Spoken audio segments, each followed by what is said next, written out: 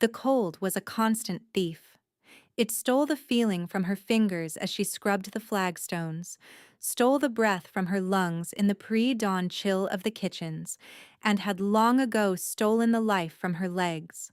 Alara knew the cold intimately, as a prisoner knows their jailer. It lived in her bones, a deep, persistent ache that was the first thing she felt upon waking and the last thing she prayed to escape before sleep. They called her the Broken Omega. A fitting name, she supposed. Her body was broken, her rank was the lowest, and her spirit, on days like this, felt fractured into 1,000 icy shards. She dragged herself across the floor, her arms straining, her useless legs trailing behind her like a discarded anchor. The other kitchen servants gave her a wide berth, their pity as sharp and unwelcome as their scorn. Today, the cold had a new edge, a nervous energy that crackled through the Winterfang fortress. The Alpha King was coming, Kaelin, a name whispered in fear and awe, a ruler of centuries who commanded the allegiance of all the northern packs. He came once a year for the tithe, a grim ceremony of fealty, and his arrival sent ripples of terror through the ranks.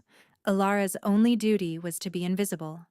Lord Valerius, the acting alpha of Winterfang, had made that clear. His voice, a silken threat, still echoed in her ears from the morning's instructions.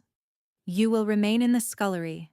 If I so much as see your shadow in the great hall, I will have you thrown to the kennels." She understood. She was a stain on the pack's honor, a testament to weakness. The daughter of Valerius, Seraphina, never missed an opportunity to remind her.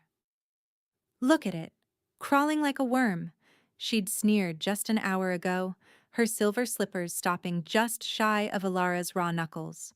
"Father should have left you in the snow where he found you." Alara had said nothing. Words were a currency she couldn't afford. Silence was her only shield. She focused on the stone, on the circular motion of her cloth, on the burn in her shoulders that distracted from the deeper agony in her spine. A blast of a horn echoed from the battlements, a deep, resonant sound that vibrated through the very stones of the castle. He was here, the king of ice and shadow. A knot of dread tightened in Alara's stomach. She pushed herself faster, wanting only to finish her work and retreat to the relative safety of her straw pallet in the darkest corner of the pantry. But fate, it seemed, was as cruel as the winter winds. The head cook, frantic and red-faced, stormed into the scullery. "Marta is ill. You!" she barked, pointing a flour-dusted finger at Alara. "You will help serve. Stay behind the pillars. Do not be seen, and do not drop anything." Fear, cold and sharp, pierced through Alara's practiced numbness. The Great Hall. It was a death sentence. The Great Hall was a cacophony of noise and heat that did nothing to warm her. Torches blazed in their sconces, casting dancing shadows on the tapestries of ancient hunts. The air was thick with the smell of roasted meat, spiced wine, and the nervous sweat of the assembled pack members. Alara kept her head down, her eyes fixed on the path just ahead of her. She balanced a heavy platter of bread, her arms trembling with the effort. And then she felt it. The warmth of the hall vanished, sucked into a sudden profound void. The roaring fires seemed to dim. The boisterous chatter died in 100 throats at once. A silence fell, so complete and so cold it was like the heart of a glacier. He had arrived. She risked a glance, just one, from beneath the curtain of her tangled brown hair. He stood in the doorway, a silhouette against the swirling snow outside. He was massive, larger than any man she had ever seen, wrapped in black furs and dark leather. But it was not his size that commanded the room. It was the presence. An aura of absolute power and ancient cold rolled off him in waves, a physical force that made the very air crystallize. This was the Alpha King, Kaelin. He moved, and the room breathed again, a collective, shuddering gasp. He walked not like a man, but like a predator.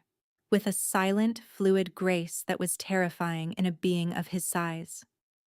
His face was all harsh lines and brutal beauty, framed by hair as black as a starless night. But his eyes were the color of a frozen sky, pale and devoid of warmth, and they saw everything. Lord Valerius bowed low, a serpent in fine clothes. Your Majesty, Winterfang is honored by your presence. Kaelin's gaze swept the hall, dismissing Valerius, dismissing everyone. It was a look of profound, soul-deep weariness, as if he had seen the same scene play out 1,000 times and was bored by all of them. His eyes passed over Alara without a flicker. She was less than a shadow to him. Relief warred with a strange, sharp sting of her own insignificance. The feast began, a stilted, tense affair. Valerius presented his daughter, Seraphina, a vision in white fur and jewels. She smiled at the king, a predatory glint in her eyes.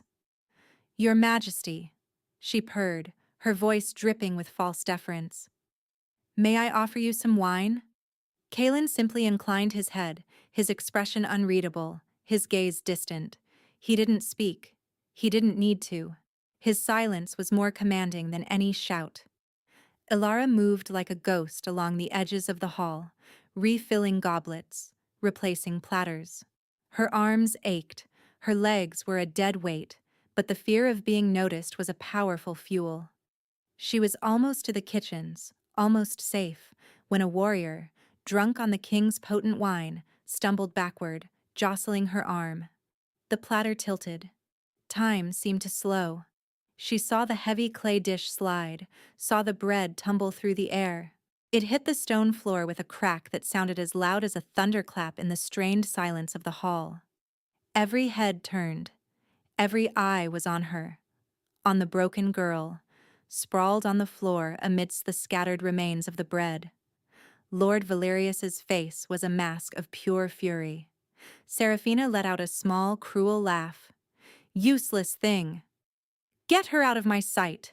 Valerius snarled, his voice low and shaking with rage. To the kennels, no cloak, let the cold teach her a lesson in competence. 2 guards hauled her to her feet, their grips bruising. Humiliation burned in her cheeks, hotter than any fire. She didn't struggle. She just wanted to disappear. As they dragged her toward the doors, her gaze inadvertently met the king's. For a single, breath-stealing moment, his icy eyes were on her. There was no pity in them, no anger. There was nothing. Just a vast, empty cold. And then he looked away, as if she had already ceased to exist. The cold of the courtyard was a physical blow. The snow was falling heavily now, thick white flakes that clung to her thin servant's tunic and melted against her skin, stealing what little warmth she had left. The guards shoved her toward the kennels and left, their laughter swallowed by the wind. The wind sliced like claws, finding every gap in her threadbare clothing. The ache in her legs intensified, turning into a sharp, stabbing pain. She tried to drag herself toward the relative shelter of the kennel's overhang, but her arms, exhausted from the day's labor, gave out. She collapsed into a snowdrift, the world tilting into a blur of white. The cold was no longer just around her. It was inside her, seeping into her blood, slowing her heart. This is it, she thought, with a strange sense of calm. This is how it ends. Not in a fight, not in defiance, but as a piece of forgotten refuse in the snow. Her vision began to tunnel, the edges darkening. The last thing she was aware of was a shadow falling over her, a shape that blocked out the swirling snow, a presence, vast, silent, and cold. Then, darkness took her completely. She woke to warmth. It was the first thing she registered, a deep, penetrating heat that was so alien it felt like a dream. She was lying on something soft, impossibly soft, and covered by furs so thick and heavy they were a comforting weight. A fire crackled in a huge stone hearth nearby, its light painting the wood-paneled walls in shades of orange and gold. Where was she? This wasn't her corner of the pantry. This wasn't even the healer's ward. This was a room fit for a lord, rich with the scent of pine, beeswax, and something else. Something wild and clean, like a winter storm. Panic fluttered in her chest. She tried to sit up, but a wave of dizziness pushed her back down. Her body felt strangely heavy, but the bone-deep ache was less. It was still there, a ghost of a pain, but the relentless, grinding agony had receded. Be still. The voice came from the shadows near the fire. It was deep as thunder but soft as snowfall, and it sent a tremor of pure shock through her. She turned her head slowly, her heart hammering against her ribs. The Alpha King sat in a high-backed chair watching her. The firelight carved his harsh features from the darkness, making his pale eyes gleam. He wasn't wearing his heavy outer furs now, just a simple black tunic that did little to hide the sheer power in his shoulders and chest. Alara froze, every muscle in her body locking with terror. Why was she here? What did he want? He didn't move from his chair. He just watched her, his gaze intense, analytical. It felt as though he could see straight through her skin, into the broken places inside her. Where? She whispered, her voice a dry rasp. My chambers, he answered simply. The panic intensified. His chambers. Why would he bring her, a broken Omega, to his own rooms? Punishment? A cruel game? As if sensing her fear, he said, You are not being punished. His voice was flat, devoid of emotion. I found you in the snow. You were near death. She remembered the cold, the feeling of giving up. He had been the shadow. He had found her. He had carried her. The thought was so absurd, so impossible, that her mind couldn't fully grasp it. A king did not rescue Omegas from snowdrifts. Why? The word escaped her before she could stop it. A flicker of something, annoyance, crossed his face. I do not require a reason for my actions. He rose from the chair, and the room seemed to shrink around him. He walked to the side of the bed, and she instinctively flinched away, pulling the furs tighter around her. He stopped, his expression unreadable. He did not get closer. Valerius has been informed that you are now under my protection. You will remain here. Under his protection? The words made no sense. A requirement, he said. His voice a requirement, he said. His voice clipped. Rest. The healers have seen to you. They say there is nothing to be done for your legs. Old injuries, they claim. He looked at her legs, hidden beneath the furs, with that same unnerving, analytical stare. They are wrong.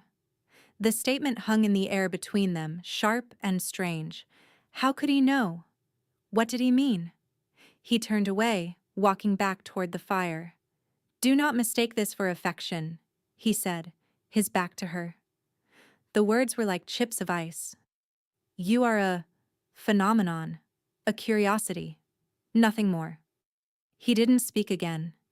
He simply stood by the fire, a solitary, brooding figure radiating an impossible cold that even the roaring flames could not touch.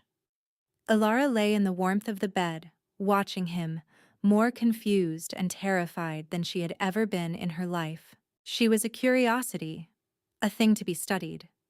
She had been saved from the snow only to be placed in a cage, albeit a much warmer one. The days that followed were a strange, disorienting blend of comfort and terror. She remained in the king's chambers, a prisoner in a gilded cage. Servants brought her food on silver trays, hot broths and fresh bread and roasted meats, more than she had eaten in a year. A fire was always kept blazing in the hearth. She was warm for the first time she could remember. But she was always aware of him. Kalen was a constant, silent presence. He would sit for hours in his chair by the fire, reading from ancient leather-bound tomes or simply staring into the flames, lost in thoughts that seemed to span centuries. The cold that clung to him was real. She could feel it from across the room, a persistent chill that fought against the warmth of the fire. Sometimes, when he moved, she thought she could see a faint shimmer of frost in the air around him. He rarely spoke to her, but he watched her. She would feel his eyes on her as she ate, as she tried to read one of the books he had left for her, as she stared out the arrow-slit window at the snow-covered courtyard. His gaze was not lecherous or cruel. It was searching, as if he were trying to solve a complex puzzle that was hidden somewhere inside her. One evening, he finally broke the silence that had stretched for nearly a full day. "Tell me about your injury." Alara's breath caught. She had been tracing the patterns in the wood grain of the ceiling. I don't remember much," she said, her voice small. "They said it was an accident. A fall, when I was very young." "Who is they?" he pressed, his voice quiet but insistent. "The pack elders. Lord Valerius." He made a sound, a low rumble in his chest that wasn't quite a growl. "Valerius." He said the name as if it were a poison on his tongue. He fell silent again, but she could feel the intensity of his focus. He knew something, or suspected it. Slowly, tentatively, a strange sort of routine formed. He would leave for hours at a time to deal with pack business, and during those hours she could almost breathe. But she found herself waiting for the telltale chill in the air that heralded his return. It was a terrifying feeling, this anticipation. He did small things that shattered her understanding of the world. One afternoon, he returned to find her shivering, despite the fire. Without a word, he took one of the heavy furs from his own chair and laid it over her. His fingers brushed her arm for a fraction of a second, and his touch was like ice, a shocking, painful cold that made her gasp. But the gesture itself was kind. Another time, he brought her a small, carved wooden wolf. "I was told children enjoy such things," he said gruffly, placing it on the bedside table without meeting her eyes. She was not a child, but she clutched the small totem in her hand all night, its smooth wood a comfort against her palm. She began to see past the mask of the cold king. She saw the profound loneliness in his eyes when he thought she wasn't looking. She saw the flicker of pain that crossed his face when he moved too quickly, as if something inside him were breaking. She was a prisoner, a curiosity, but she was also the sole witness to the king's private agony.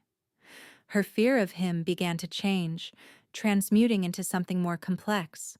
It was still there, a healthy respect for the immense power he held. But it was now mingled with a burgeoning compassion, a strange, inexplicable desire to reach out and soothe the hurt she saw in him. A desire to bring warmth to his endless winter. Of course, not everyone was pleased with the new arrangement. Lord Valerius and his daughter Seraphina radiated a venomous hatred whenever they were forced to be in her presence. One morning, Valerius found a moment when the king was gone and Alara was alone. He entered the chamber without knocking, his smile thin and cruel. "Enjoying your new accommodations, little Omega?" he sneered. Alara shrank back against the pillows. "My lord." "Do not think this changes anything," he hissed, advancing on the bed. "He will tire of his new pet soon enough. A broken toy. And when he discards you, I will be waiting." He leaned in close, his voice dropping to a whisper.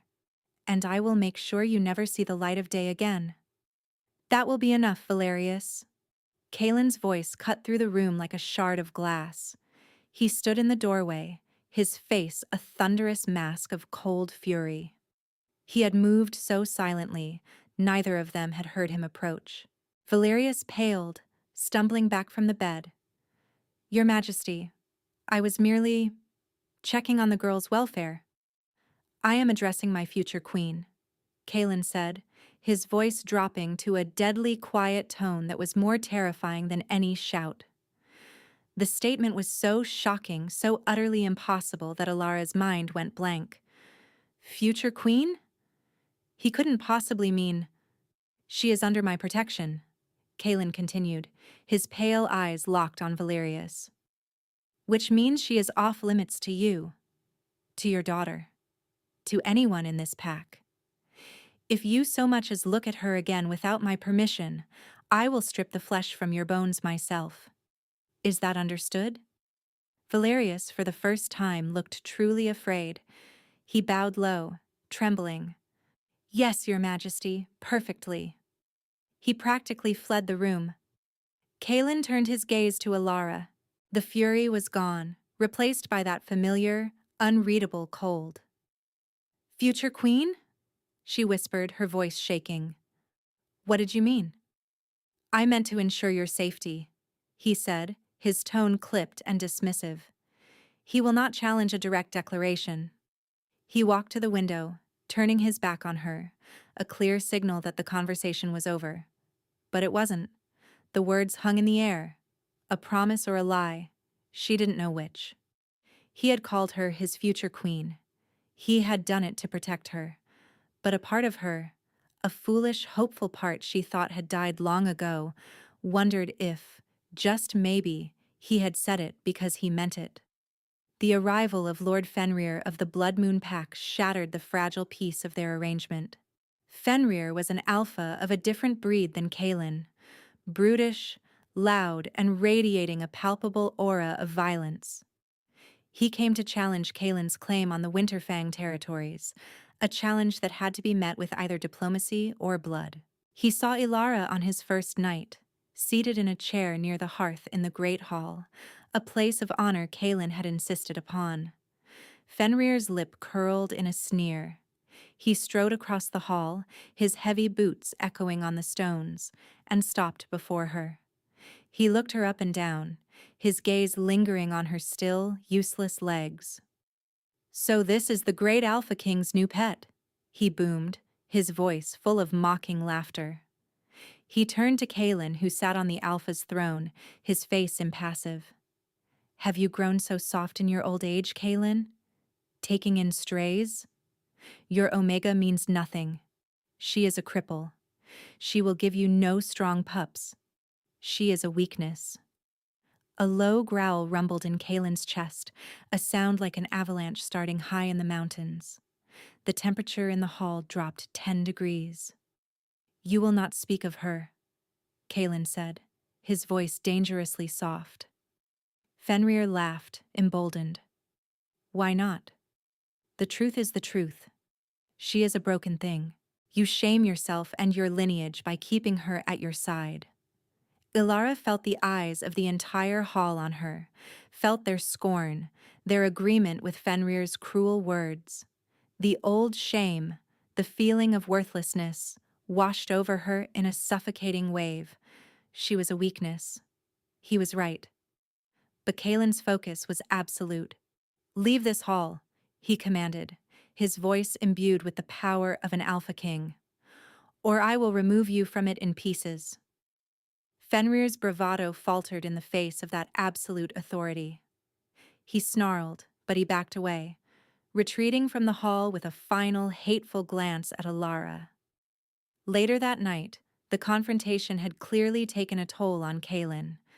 Back in their chambers, he moved stiffly, a deep line of pain etched between his brows. As he reached for a goblet of water, his hand trembled, and a fine layer of frost suddenly bloomed across the silver, creeping up his arm like a living thing. He snatched his hand back, hiding it in the folds of his cloak. But Alara had seen it. The cold that clung to him wasn't a metaphor. It wasn't just his demeanor. It was real. It was a curse, a sickness. It was killing him. The realization hit her with the force of a physical blow. All his watchfulness, his questions, his strange interest in her. It wasn't about her at all. He felt a flicker of warmth from her that day in the snow, something he hadn't felt in himself for centuries. He wasn't studying her. He was looking for a cure. and she had none to give. The hope that had been blooming in her chest withered and died, turning to ash. She was just a broken girl, and he was a dying king searching for a miracle she could not provide. The next day, Valerius sought her out again. He found her by the window, watching the snow fall. He didn't bother with pretenses this time. His face was pale, his eyes gleaming with a desperate cunning. "He is weak," Valerius whispered, his voice a venomous hiss. "The curse of his bloodline is taking him. Fenrir saw it. I saw it. Soon the pack will see it too." "I don't know what you're talking about," Alara said, her voice trembling. "Oh, I think you do," Valerius sneered. He took a step closer. "I know what you are. I've known since you were a child." A cold dread, entirely different from the king's chill, washed over her. "You are no Omega," he continued, his voice dropping lower. "You are the last of the Sunstone bloodline, a lineage of fire wielders, my sworn enemies, a people I personally wiped from this earth." Her mind reeled. Fire wielders? It sounded like a madman's tale. "Your parents thought they could hide you, a babe smuggled into my own pack. But I found you," he said, his eyes glittering with ancient hatred. "I couldn't kill a child without raising questions, but I could break one. It was no fall that crippled you, little flame. It was me. I shattered your legs. I had a hedge witch bind your magic and your memories. I made you into a broken, forgotten thing, my own private trophy of a war long won." The world tilted on its axis, the fragmented nightmares that had haunted her for years. Screaming, the scent of burning pine, a man's cruel face looming over her, snapped into horrifying focus. It was him. He had done this to her. "He senses the fire in you," Valerius went on, his voice urgent. "That's why he keeps you. He thinks you can save him. But you can't. The binding is too strong. And if I tell them what you are, a fire witch in these lands of ice, they will tear you apart before you can even try." He grabbed her arm, his fingers digging in like claws. "So here is my offer. Disappear. Run away tonight. I will give you a horse and provisions. If you stay, I will expose you. You will die, and the king will die with you. Your choice." He released her and swept from the room, leaving her shaking, her world utterly destroyed. Everything she knew was a lie. Her name, her rank, her own broken body. She was the last ember of a dead fire, and the man who had extinguished her family was now giving her an impossible choice. Flee and let the only person who had ever shown her kindness die, or stay and be executed as a witch. The final confrontation with Fenrir was inevitable. Kaelin met him in the training yard, the entire pack gathered to watch. The air was frigid, heavy with unspoken tension. Valerius stood at the edge of the circle, his face a mask of predatory anticipation. He was waiting for Kaelin to falter. Alara watched from the doorway, her heart a block of ice in her chest. She had not run. She couldn't. She didn't know if she could help him, but she knew with absolute certainty that she could not abandon him. The duel was brutal. Fenrir was younger, stronger, fueled by raw aggression. Kaelin fought with the grim efficiency of centuries of battle, his movements precise and deadly. But he was slower than he should have been. A faint sheen of frost clung to his armor, and his breath plumed in the air, thicker than anyone else's. The curse was accelerating, feeding on his exertion. He took a blow to the shoulder, staggering back. A gasp went through the crowd. Valerius smiled. Kaelin rallied, disarming Fenrir with a masterful stroke and placing the tip of his blade at the challenger's throat. He had won, but the victory cost him everything. As he lowered his sword, a tremor ran through his body. The frost on his arm, which he had kept hidden, suddenly flared, racing across his chest and down his side. He dropped his sword with a clang and collapsed to his knees, his body seizing. Panic erupted. The pack warriors surged forward, but a wave of intense cold blasted out from him, driving them back. He was being encased in ice, a living statue in the center of the yard. "The curse has taken him!" Valerius shouted, his voice ringing with false grief and triumph. "The king is lost, and it is her fault." He pointed a trembling finger at Ilara. "The Omega! She is a witch! She has poisoned him with her dark magic!" Fear and suspicion turned the pack's eyes upon her. They saw her not as the king's chosen, but as the source of his demise. Guards started to move toward her, their expressions grim. This was Valerius's plan, to see Kaelin fall and have her take the blame, cementing his own power in the chaos. There was no time to think. Ilara turned and fled, not away from the castle but toward it, toward his chambers. It was the only place she could think of, the only sanctuary she had known. She dragged herself through the corridors, her arms screaming in protest, the shouts of the guards echoing behind her. She reached his room, slamming the heavy oak door shut and dropping the bar just as the first guards arrived, their fists hammering against the wood. She was trapped. A moment later, other guards brought the king. They carried his frozen form and laid him on the great bed, their movements rough, showing no reverence for their dying alpha. They looked at her with hatred before leaving, stationing themselves outside the door to await Valerius's orders. She was alone with him. He was barely recognizable.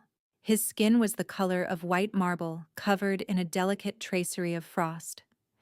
His lips were blue. His chest rose and fell in shallow, hitching breaths, each one a fragile puff of white vapor. The cold pouring from him was so intense it hurt to be near him. She pulled herself to the edge of the bed, her hands shaking. "Kaelin?" she whispered. His eyelids fluttered. His pale eyes, clouded with ice, found hers. "Run," he breathed, the word a mere ghost of a sound. "Save yourself." The hammering on the door grew louder, more frantic. They were trying to break it down. Valerius would be here any second. Run? How could she run? Everything she was, everything she had been a lie forged by the man on the other side of that door. The only truth she had found in her entire miserable life was in this room, with this dying king who had shown her a kindness he denied to the entire world. "No," she whispered, tears freezing on her cheeks. "I won't leave you." Valerius's words echoed in her head, the last of the Sunstone bloodline, a lineage of fire-wielders. It was a mad hope, a fairy tale. The binding was too strong. But what choice did she have? With a final desperate surge of strength, she hauled herself onto the bed, her broken body protesting every inch. The cold emanating from him was agonizing, burning her skin like fire. The guards outside gave a final triumphant shout as the door began to splinter. She ignored it all. She looked at his face, at the beautiful, harsh lines now softened by the approach of death. She remembered the carved wolf, the heavy fur, the way he'd declared her his queen to protect her. Love, fierce and desperate and hotter than any flame, bloomed in her chest. It was a defiant roar against the cold, against Valerius, against her own brokenness. She laid her hands on his frozen chest. She closed her eyes and focused, not on magic she didn't understand, but on him, on the feeling of his presence. She poured every ounce of her will, her love, her grief, her rage into her palms. She refused to let him go. She would not let the cold win. At first, nothing happened. Just the bone-deep chill seeping into her own hands. The door cracked, a splinter of light showing through. "Please," she begged the universe, begged some forgotten ancestor. "Please." A flicker. Deep within her, something ancient and powerful stirred. A seal, old and brittle, cracked. A warmth, faint at first, trickled down her arms and into her hands. It felt like the first sun after a long winter. The warmth met the ice in his chest, and there was a hiss, like water on hot stone. Emboldened, she pushed more. She didn't hold back. She let the love, the raw, untamed emotion flow freely. The trickle became a stream, then a river, then a torrent. A golden light erupted from her hands, so bright it filled the room. It wasn't a burning fire, but the pure, life-giving heat of the sun. It poured into him, a flood of warmth against a century of ice. The frost on his skin vanished. The blue of his lips faded, replaced by color. The ice in his eyes melted away, revealing the clear, pale gray beneath. And as the warmth flooded her, it found the old, broken places within her own body. The twisted nerves, the shattered bones. It swirled down her spine, into her legs, and for the first time in 17 years, she felt something other than pain, a tingling, a surge of life, sensation. The door burst open. Valerius stood there, flanked by Fenrir, his face a mask of triumph that quickly curdled into shock and disbelief. They stared at the scene on the bed. Alara, bathed in golden light, her hands pressed to the chest of a king who was no longer frozen. Kaelin's eyes opened. They were no longer just pale gray. They glowed with a fierce, renewed inner light. He took a deep, shuddering breath. The breath of a man reborn. Slowly, as if in a dream, Alara drew her hands back. The light receded, but the warmth remained, a gentle aura around them both. She felt the strength, the connection in her own limbs. Pushing herself up, she swung her legs over the side of the bed. Her bare feet touched the cold stone floor, and, shakily, unsteadily, but on her own, she stood up. Kaelin sat up, moving with a fluidity she had never seen in him, the curse completely gone. He looked at Alara, who stood before him, bathed in the afterglow of her own power. The awe on his face was a more profound declaration than any words could ever be. He was seeing her, truly seeing her, for the first time. Fenrir, recovering from his shock, let out a furious snarl. "A fire witch! I knew it! Kill her!" He lunged, his claws extended, aiming for Alara's throat. Kaelin moved. He was not a king, not a man, but a blur of pure, untethered power. He was faster than lightning, crossing the space between the bed and Alara in less than a heartbeat. He intercepted Fenrir's attack, his hand clamping around the other alpha's throat. He looked back at Fenrir, his eyes glowing with cold, absolute power. He remembered the words spoken in the Great Hall, the insult to his mate, his queen. "Your Omega means nothing," Kaelin quoted, his voice a low, deadly whisper that carried through the stunned silence of the room. He tightened his grip. That was his last sentence. There was a sickening crack, and Fenrir's body fell lifelessly to the floor. Kaelin didn't even glance at the corpse. His burning gaze settled on Valerius, who was frozen in place, his face a grotesque mask of terror. The guards behind him, who had come to arrest a witch, now looked upon their restored king with utter, terrified reverence.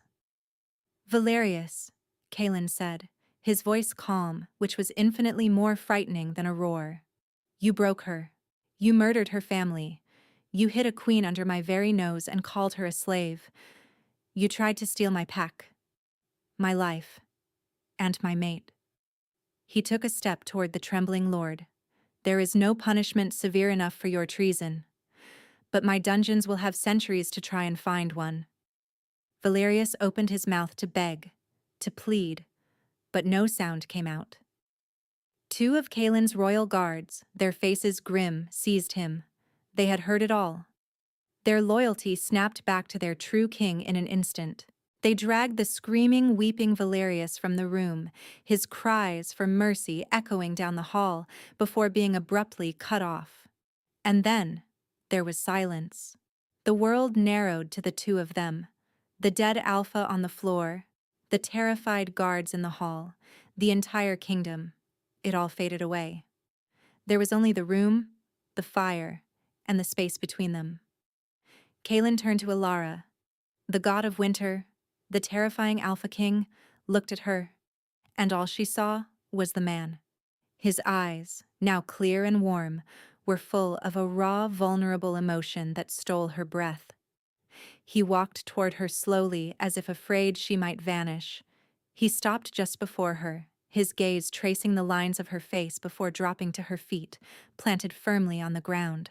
He reached out, not with the cold, hesitant touch she had known, but with a warm, steady hand, and cupped her cheek. His skin was alive with heat. "You saved me," he whispered, his voice thick with emotion. Tears welled in her eyes, but they were not tears of sorrow. "You saw me," she corrected softly, "when no one else did." "I saw a flicker of warmth in a world of ice," he confessed. "I was dying, and I thought you were a cure. I was selfish. I was a fool." He shook his head, a look of self-recrimination on his face. "I never imagined the warmth was you, a sun hidden behind clouds." She reached up and placed her hand over his. "I was never broken," she said, her voice filled with a strength she had never known she possessed. The words came from a place deep inside her, a truth she finally understood. "I was just waiting." "Ilara." He breathed her name like a prayer. He pulled her against him, his arms wrapping around her in an embrace that was both powerful and exquisitely gentle. He buried his face in her hair, and she felt a shudder run through his massive frame. He was holding her as if she were the only thing keeping him anchored to the world. And in that moment, she knew she was. She leaned into him, her head resting against his chest, feeling the steady, strong beat of his heart. It was a heart that was no longer freezing, a heart that beat for her. She was home. Months later, a great thaw had come to the northern lands. It was more than just a change of seasons. It was as if the entire kingdom had exhaled a breath it had been holding for centuries. The Winterfang fortress felt different. The stone walls no longer seemed to weep with cold, and the great hall was filled with laughter more often than fear. Alara, their queen, walked beside Kaelin in the newly planted gardens. She walked with a confident, easy stride. A slight limp remained, a subtle reminder of the 17 years she had spent on the ground, but it was a part of her story, not a mark of shame. She wore it like a badge of survival. Her power, the sunfire of her ancestors, was a part of her now. It was not a weapon, but a warmth she carried within her, a comfort to her people and a constant source of gentle heat for her king. She had started a small school within the castle, teaching the young pack members who showed flickers of elemental gifts how to understand and control them, vowing that no child would ever have their spirit broken and their power bound as hers had been. The pack adored her. They saw her not as a broken Omega, but as the queen who had melted their frozen king and brought life back to their lands. She was their symbol of hope, proof that even the deepest winter must eventually give way to spring. Kaelin was a changed man. The centuries of cold and loneliness had been burned away by her fire, leaving behind the king he was always meant to be. Strong, yes, but also just and compassionate. The fear he had once commanded had been replaced by a fierce, unwavering loyalty. He still rarely smiled, but when he looked at Alara, his eyes held all the warmth of a summer sunrise. They were expecting their first child. They stopped by a stone bench overlooking the valley. The sun was warm on their faces. Kaelin reached out, placing a hand gently on her stomach. His touch was a constant, comforting presence, a far cry from the icy brush of their first encounters. "Can you feel that?" he murmured, his voice a low, happy rumble against her ear. "A little flicker? Just like his mother?" Alara smiled, leaning her head against his shoulder. "I think this one will have his father's strength." They sat in comfortable silence, watching the sun dip toward the horizon. They had faced down curses and traitors, death and despair. They had found each other in the bleakest of winters and healed wounds that ran soul deep. He had saved her from a life of worthlessness, and she had saved him from a death of ice. Theirs was not a fairy tale of a prince rescuing a damsel, but a story of two broken souls who had found their missing pieces in each other, becoming whole. The long night was over. A new day, warm and bright with promise, was just beginning.